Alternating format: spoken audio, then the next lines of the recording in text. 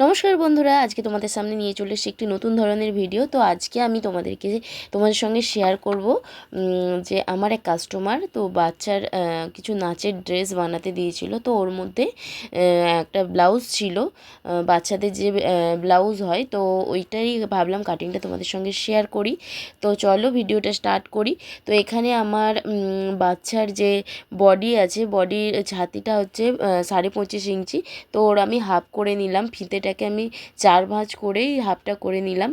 সেই অনুযায়ী আমি ছাতির মাপ নিয়ে নিচ্ছি, প্লাস 2 ইঞ্চি এক্সট্রা নিয়ে নিচ্ছি। আর এখানে ছাতির বাচ্চার ব্লাউজের লেন্থ হচ্ছে 10.5 থেকে 11 ইঞ্চি আমি রাখবো। আর এর থেকে বেশি রাখলে হচ্ছে ভালো লাগবে না, যে কারণে আমি ওই সাইজটাই রাখবো। আর আমি যেরকমভাবে করি সেরকমভাবেই তোমাদের সঙ্গে শেয়ার করছি।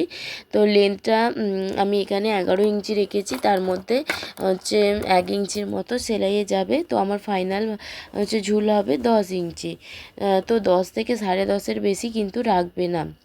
তো আমি এখানে পুট নিয়ে নেব 5, হচ্ছে ওর কাঁধের মাপ ছিল 10 থেকে 11 ইঞ্চির মধ্যে। তো এখানে আমি 5 নিয়ে নিচ্ছি পুটের মাপ। তো ওখান থেকে পুট যতটা নেব ততটাই কিন্তু আমরা আর্মহোলের মাপটা নেব। তো আমি এখানে ওপরেও 5 নিয়েছি আর নিচের দিকেও 5 নিয়েছি। আর হচ্ছে এখান থেকে আর্মহোল ছাতির মাপটা নিয়ে নেবো। ছাতির মাপ ওই যে আগেই বললাম 25.5 ইঞ্চি। তো ওর 4 ভাগের 1 ভাগ নিয়ে আমরা একটা ডট করে দেবো। সেখান থেকে 1.5 ইঞ্চি এক্সট্রা রাখবো সেলাই মার্জিনের জন্য, দিয়ে আর্মহোলের একটা শেপ দিয়ে দেবো।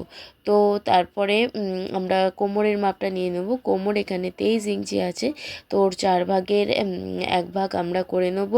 ফিতের মাধ্যমেই আমরা করে নিলাম, এতে কি হয় সঠিক মাপটা হয়। তো আমি এইভাবে ফিতেটা ভাঁজ করে নিয়ে তারপরে একটা ডট দিয়ে দিয়েছি। তারপরে আমি এখানে 2 ইঞ্চি এক্সট্রা রেখেছি। তো নিচে 2 ইঞ্চি এক্সট্রা রেখেছি আমার টেকিংয়ের জন্য, হাফ ইঞ্চি আমি এক্সট্রা রেখেছি। ওপরে 1.5 ইঞ্চি, নিচের দিকে আমি 2 ইঞ্চি এক্সট্রা রেখেছি। তো এরপরে আমরা টেকিংটা কোথায় দেব, তার জন্য কাঁধের যে আমাদের যে পুটটা ছিল ওর হাফ করে নিচে যত হবে, যেহেতু আমি 5 নিয়েছিলাম ওর 2.5 আমি নিচে নিয়ে নিলাম। তারপরে ওপর দিকে 4.5 ইঞ্চি পর্যন্ত আমরা টেকিংটা দেব, সেই জন্য আমি দাগটা দিয়ে দিলাম। তারপরে দাগটা দেওয়ার পরে হালকা হাফ ইঞ্চি থেকেও কম একটা আমরা দাগ টেনে নেব, তো মেজারমেন্ট চকের মাধ্যমে। তারপরে আর্মহোলের সামনের পার্টের জন্য সামান্য একটুখানি হাফ ইঞ্চির মতো আমরা একটা দাগ টেনে নেব। এটা আমরা যারা সেলাই করি সবাই জানি সামনের জন্য। তারপরে আমরা নিয়ে নেব গলার মাপ। তো ফুট গলা নেওয়ার জন্য আমরা এখানে 1.25 ইঞ্চির মতো দাগ নিয়ে নেব। আর হচ্ছে লম্বা ঝুলটা নেব।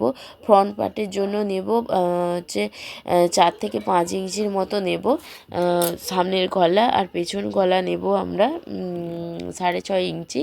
যেহেতু ওর ফাইনাল মাপ 6.5, আমি এখানে 6-তে দাগ টানবো, ঠিক আছে। তো ওইটা সেলাই করার পরে 6.5 হয়ে যাবে। যেহেতু আমার ওপর নিচে দুটো হাফ ইঞ্চি করে সেলাই পড়বে, তো আমি 6 ইঞ্চিতে দাগ টানলাম। টানার পরে আমি একটা হালকা রাউন্ড শেপ দিয়ে দেবো। আর আমি এখানে যেহেতু গোল গলা করছি, তো তোমরা চৌকো গলা করলে, যেহেতু চৌকো করছি না, তো তোমরা চৌকো গলা করলে কিন্তু চৌকোভাবেই দেবে। তো আমি একসাথে সামনে পেছন দুদিকেই আমি রাউন্ড শেপ দেবো, সেই জন্য রাউন্ডটা করে নিচ্ছি। আর আমার এই ভিডিও কিন্তু তোমাদের যদি ভালো লাগে অবশ্যই কিন্তু একটা লাইক করে দেবে, আমার যে নেক্সট ভিডিও বানানো উৎসাহের জন্য। তো যাই হোক, থ্যাংক ইউ। আমি ভিডিওর মাঝখানে এই কথাটা বলে দিলাম তোমাদেরকে। তো তারপরে দেখো আমি কিন্তু হালকা হাতে কাটিংটা করে নিচ্ছি। তো কাটিং করে নেওয়ার পরে আমি যে টেকিংটা দেব ওখানে একটা ছোট্ট করে টাক্স দিয়ে রেখে দিলাম, যাতে সেলাই করার সময় হচ্ছে আমার মেজারমেন্ট চকটা মুছে গেলেও আমি দাগটা বুঝতে পারি, মানে কোথাটায় টেকিং দিতে হবে। তো যাই হোক, এটা ছোটোখাটো টিপস, এগুলো আমরা ছোটোখাটোভাবে দিয়ে থাকি। তো এখানে আমার দেখো কাটিং হয়ে গেছে বডির। এরপরে কিন্তু আমি গলাটা এখন কাটবো না, গলাটা আমি একদম লাইলিনের সঙ্গে কাটিং করে নেব। তারপরে আমরা হাতার মাপটা নেব। তো হাতার লম্বা ঝুলটা থাকবে হচ্ছে সাড়ে 8 8-9 মতো। আর এখানে আমি সেই অনুযায়ী 1.5 ইঞ্চি এক্সট্রা নিয়ে, যেহেতু হাতার মধ্যে যে সেলাইটা যায় সেই অনুযায়ী আমি 1.5 ইঞ্চি এক্সট্রা করে লম্বা ঝুলটা নিয়েছি।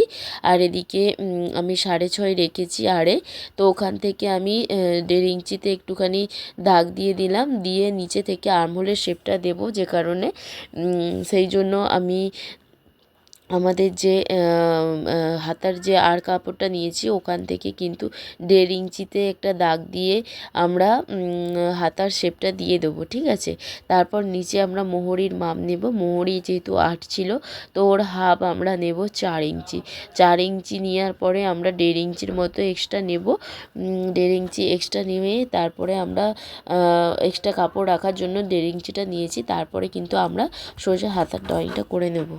তো দেখো আমার এখানে হাতার ড্রয়িং করাও হয়ে গেছে, আর আমি এখন হচ্ছে পুরো হাতাটা কাটিং করে নেব, ঠিক আছে।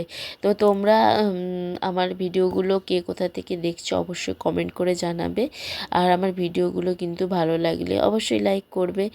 আর এখানে দেখো আমার হাতার পুরো কাটিং কমপ্লিটও হয়ে গেছে, আর তোমাদেরকে আমি দেখিয়েও দিচ্ছি হাতারটা। এরপরে আমরা কি করব, পট্টির কাপড়গুলো আমি এখান থেকেই কাটিং করে নেব।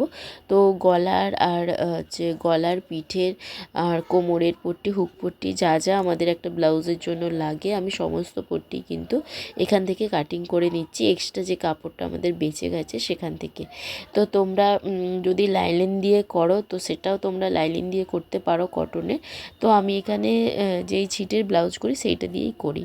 তো যাই হোক, আমার পুরো কমপ্লিট কাটিং এরপরে পুরো রেডি করে তোমাদের আমি দেখাচ্ছি। দেখো ব্লাউজটা এইরকম হয়েছে, জানি না কার কার ভালো লাগছে, আর আমার তো বেশ ভালো লাগলো।